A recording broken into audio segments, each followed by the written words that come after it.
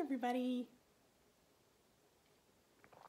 It is a gloomy, awful day. Like yesterday was so beautiful and today is just, I know it like the flashback is coming in there, but it's just cloudy and gross and rainy today. So I am cozied up at home with my tea. Owen is down for a nap and I have had the same conversation with 6 different people in the last 24 hours. So, I think it's time that we talk about why your kid can behave in some situations and not in others. This is really frustrating for parents because, if they can do it at daycare, why can't they do it at home? If they can do it at grandma's house, why can't they do it at home? If they can do it at home, why can't they do it in public? So let's just do a really quick little exercise, if you'll humor me. I want you to think about 2 people, okay? The first person I want you to think about is somebody that you love spending time with. Somebody that you enjoy hanging out with. You could spend all day with this person and all night, and you would still have things to talk about. You'd still be enjoying yourself.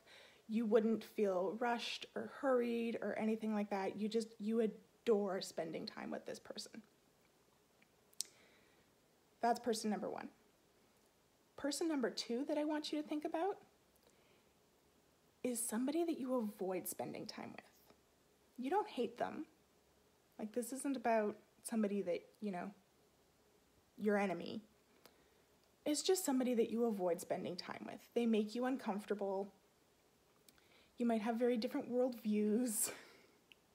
They might have a personality that kind of grates on you. Something about spending time with this person is very draining for you. So you have those 2 people in your head?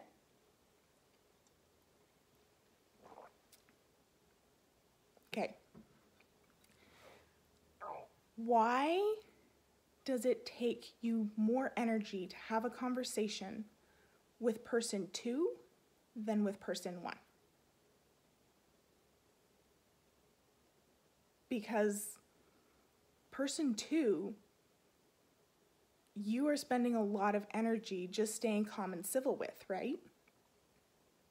Whereas with person 1, it doesn't take any energy to be calm and civil.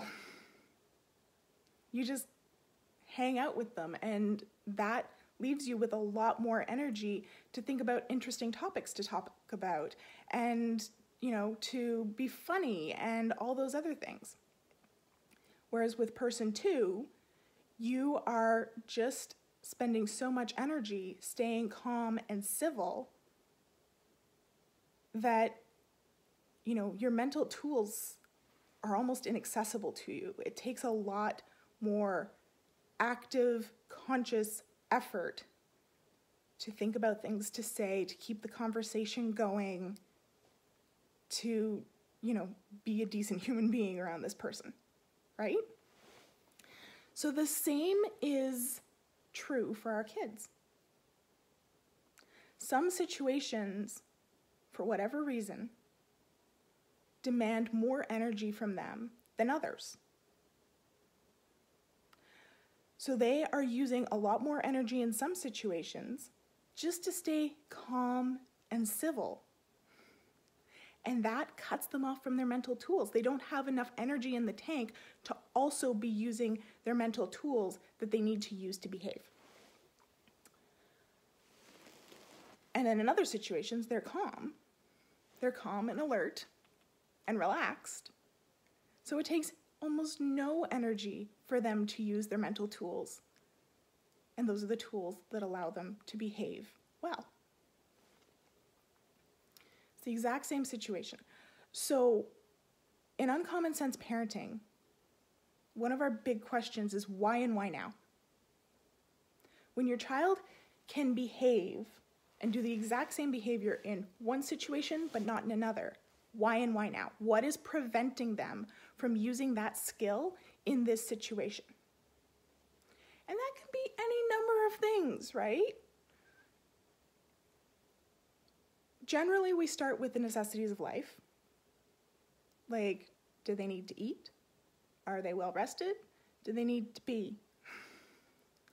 If you can check all three of those boxes and you actually know, you've tested it, it's not one of those three things, then the next thing to look at is safety and connection, because those are our secondary energy drains to the necessities of life.